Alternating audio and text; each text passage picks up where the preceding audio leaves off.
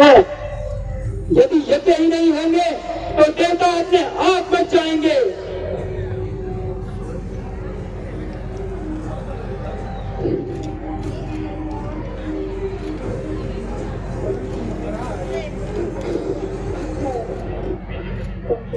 परंतु महाराज आप किस प्रकार अमर होंगे महाराज? मैं ब्रह्मदेव की तपस्या करके ब्रह्मदेव से वरदान प्राप्त करूंगा।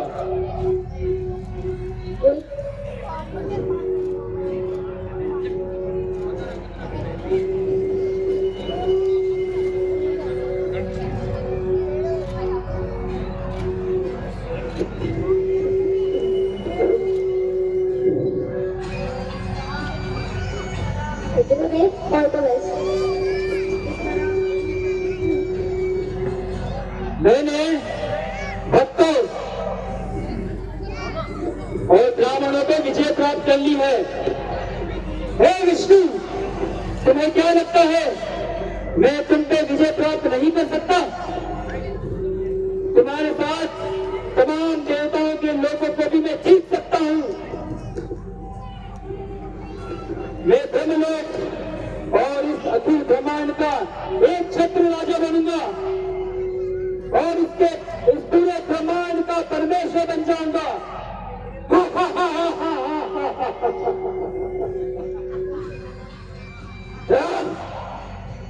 इस तरह हिरण्यकशिपु जो है ब्रह्मदेव की तपस्या के लिए चले जाते हैं और माता कयादु का जो है हरण हो जाता है इंद्र के द्वारा।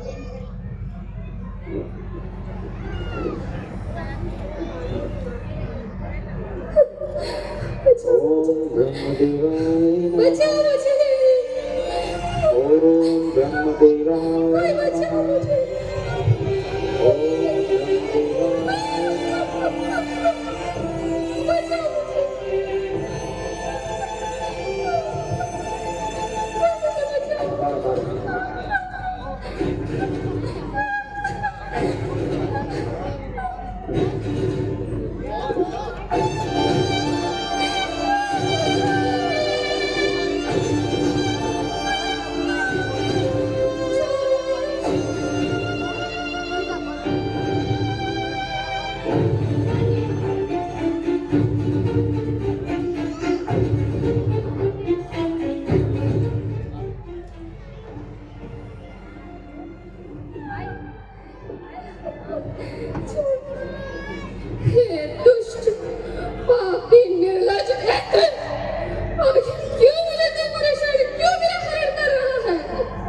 हे कयादु, चलो हमारे साथ। आखिर क्यों है निर्लज्ज?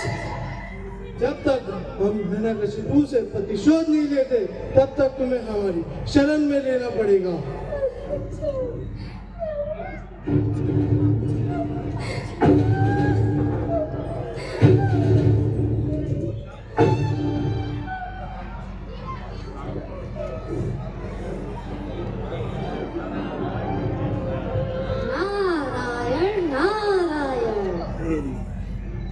ये देवराजेंद्र, ये स्त्री शुभ है, पाप रहित है।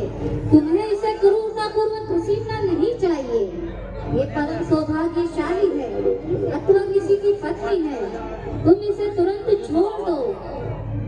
इंद्र, इस हिरण्यकशिपु की पत्नी के गर्भ में महाअसुर हिरण्यकशिपु का पुत्र है, अथवा इसे तब तक हमारी शरण में लेना पड़ेगा जब तक ये बालक उत्पन्न नहीं हो जाता। ये निष्पक्ष है, निर्दोष है। पूर्ण पुरुषोत्तम भगवान और पूर्ण पुरुषोत्तम भगवान के दास अत्यंत शक्तिशाली है। तुम इसे मारने में सक्षम नहीं होगे, इसलिए तुम इसे तुरंत छोड़ दो। जो आज्ञा।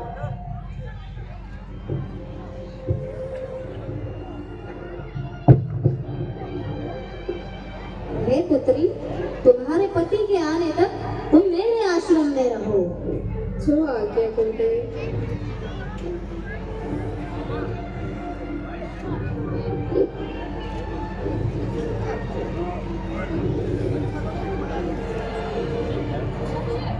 हे पुत्री, हे पुत्री, तुम मेरे आश्रम आई हो। यहाँ सभी विष्णु जन है। यहाँ तुम साधुओं की सेवा करो तथा भगवत कथा का श्रवण करो। पूर्ण पुरुषोत्तम भगवान तुम्हारी और तुम्हारे गर्भ में बालक की अवश्य रक्षा करेंगे। पूर्ण पुरुषोत्तम भगवान हरि समस्त जीवों के आत्मा तथा परमात्मा है। जीवित आत्मा तथा भौतिक शरीर के रूप में इन्हीं की शक्ति का प्राकट्य है। भगवान अत्यंत प्रिय है और परम नियंत्रण है। हे पुत्री, सदैव इस मंत्र का जाप करो। ओम नमो भगवते वासुदेवाय। ओम नमो भगवते वासुदेवाय। ओम नमो भगवते वासुदेवाय। ओम नमो भगवते वासुदेवाय।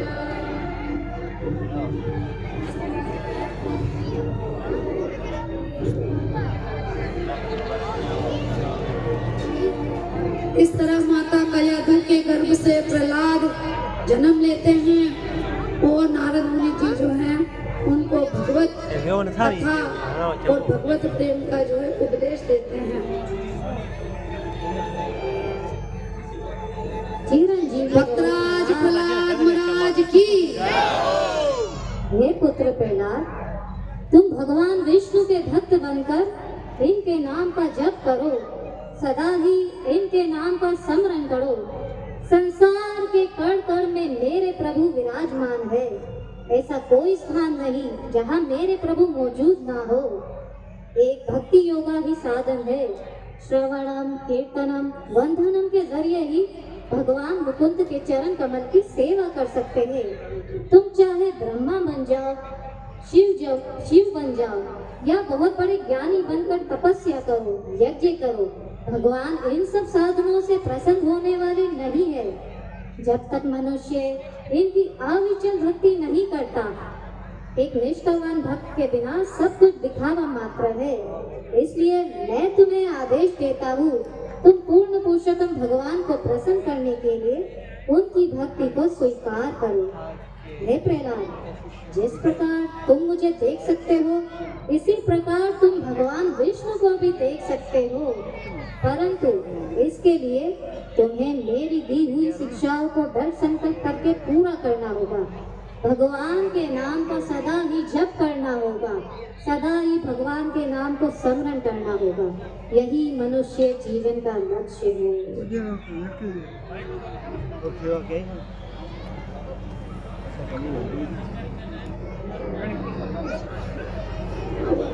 इस तरह हिरण्यकशिपु ब्रह्मा जी की तपस्या कर रहे हैं और ब्रह्मा जी जो है उनको इच्छा मृत्यु का वरदान कैसे देते हैं आप देखेंगे।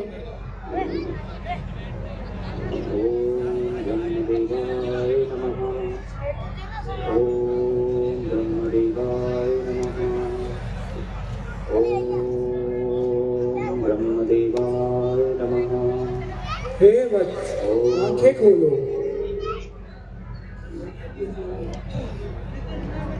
ब्रह्मदेव, हे ब्रह्मदेव, मेरा प्रणाम स्वीकार कीजिए ब्रह्मदेव। कहो पुत्र, क्या इच्छा है?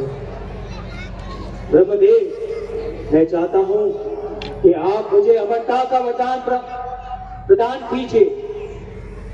परंतु पुत्र, अमर तो मैं स्वयं नहीं हूँ, तो मैं तुम्हें किस प्रकार ये वरदान दे सकता हूँ? तो फिर ब्रह्मदेव, मैं चाहता हूँ कि आप मुझे ऐसा वरदान दे कि मैं आपके द्वारा बनाए गए किसी भी प्राणी से ना मरूं।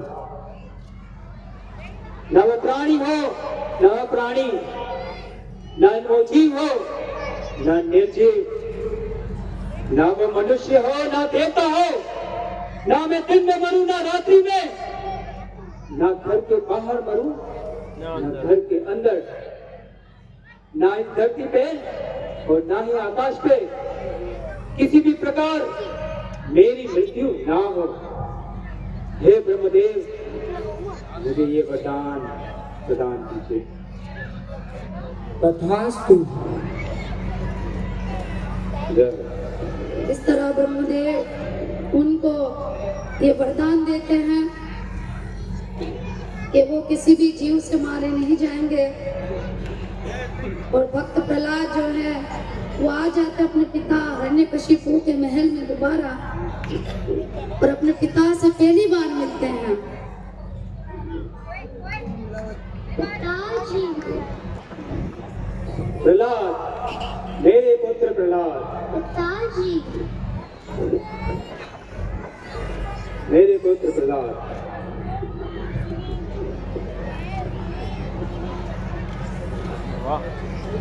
मेरे पुत्र प्रहलाद, मुझे बताओ, तुमने अपने गुरु से जितने विषयों के बारे में पढ़ा है उसमें से सर्वश्रेष्ठ कौन सा है? ये दिव्यराज,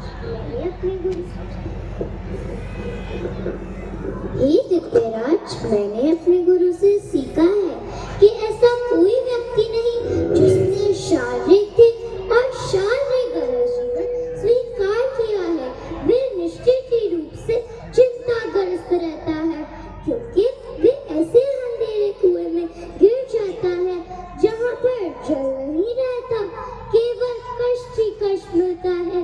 मनुष्य को चाहिए ऐसी स्थिति का परित्याग करे और वृंदावन जाकर भगवान का भक्त बन जाए और तुरंत शरण की शरण ले। प्रहलाद, पुत्र, तुम अभी बालक हो, तुम्हें पुराण का ज्ञान नहीं है। असुर सैनिकों, षंड और अमर, प्रहलाद को असुर गुरुकुल लेके जाओ और इसकी सुरक्षा का पुराण का ध्यान रखो। किसी भी वैष्णव से इसे ना मिलने दो जो इसको बहका रहा है। जाओ प्रहलाद।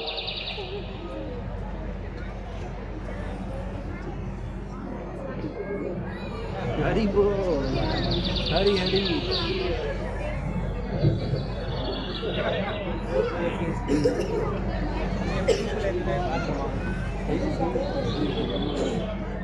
हे असुर बालकों,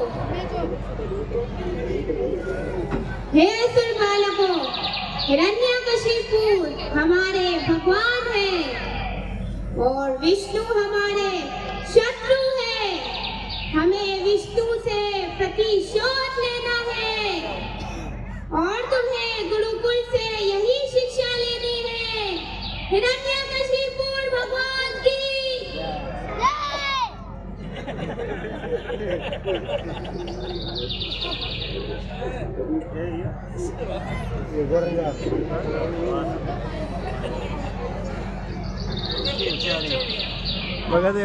मेरे मित्रों, बुद्धिमान मनुष्य को चाहिए कि वे जीवन के ही फारक से अर्थात बचपन के ही अन्य सारे कार्य को छोड़कर भक्ति कार्य के अभ्यास में मानव जीवन का उपयोग करे। मनुष्य शरीर अत्यंत दुर्लभ है और अन्य शरीर के भांति नाशवान होते हुए भी अनपुर है, क्योंकि मनुष्य जीवन में भक्ति संपन्न की जा सकती है। अगर निष्ठापूर्वक भक्ति की जाए तो सिद्धि प्राप्त की जा सकती है। ही मनुष्य जीवन भगवत धाम जाने का अवसर प्रदान करता है। प्रत्येक चीज को भगवान विष्णु की भक्ति में लगना चाहिए, क्योंकि भक्ति स्वाभाविक है और भगवान विष्णु को भक्ति प्रिय है। इसलिए आओ हरिनाम का कीर्तन करते हैं।